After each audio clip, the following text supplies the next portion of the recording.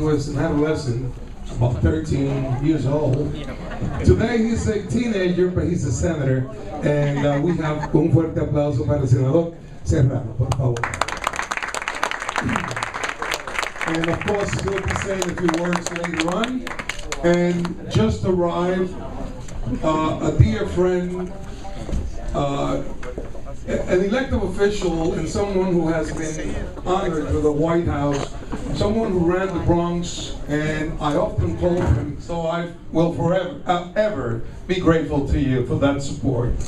Having said that, we are going to start the program now. It is time. Yo soy Luis Nunez, and I represent the National Latino Restaurant and Nightlife Association in the United States. And let me just say very quickly that we are so proud in running this organization, which has been in existence for about 15 years now, where we can honestly say we have over 110,000 Latino restaurants or clubs throughout the United States. Let me be a little further than that. 3 Colombian restaurants in Anchorage, Alaska. 2 puertorriqueños y 4 cubanos. Alaska. That's how much we've grown.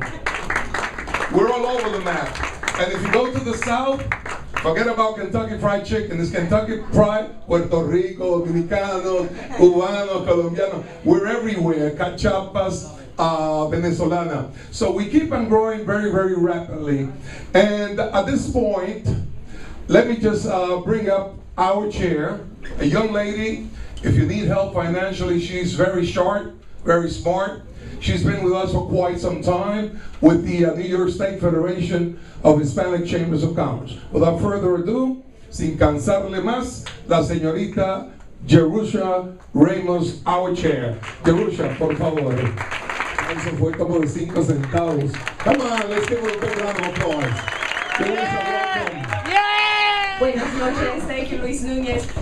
I'm usually right at the front here, so it felt weird to come from the back. I felt like I should have theme music, you know, or something like that.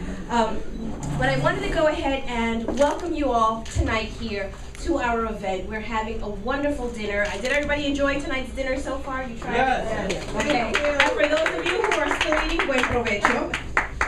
And we are celebrating Latinos for a Green New York. And it's award recipients tonight that we will be honoring. It's wonderful people in our communities that are doing things to help the green environment and doing it within the Latino communities, which I think is very important, because if there is one community who knows how to stretch a dollar or how to reuse something, it's Latinos. We know how to make something last. I think most of us may remember having had, at least I know my grandmother did, you covered the couches in plastic so that they would last as long as possible. So we are about preserving our culture, we are about preserving what we have and passing it down to the next generations. And I think that is important as a community for us to go ahead and embrace the green initiatives that are available to us so that we can leave the world that we are experiencing now in a better place for those that are coming after us. So in tonight's evening, we are proud to be partnering with Ford Motor Company. I'm sure all of you have heard of Ford. They are a leader in the initiatives for green technology.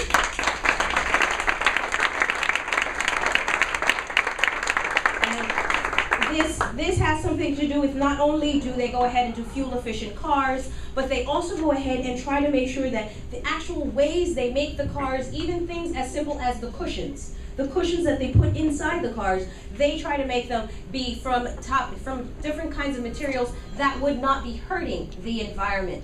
And we don't usually think about things like that. I'm glad that there are companies like Ford that do, that think about what else can we be doing that makes an impact that the consumer may not even be aware of. And not only does Ford care about the environment, they also care about the Latino community. And this particular event tonight that we're having is a two-pronged event that we're doing. Not only are we recognizing awardees tonight, but we will also be having a Green Expo on October 2nd here. That's also being we're funded through Ford, because they understand that what we're doing is not just recognizing the community leaders that we have coming up and doing things of change, but also educating our community, So on October 2nd, that particular expo, we'll go ahead and address what you could do as an individual, what you could do as a family, what you can do as children, adults, business owners, community.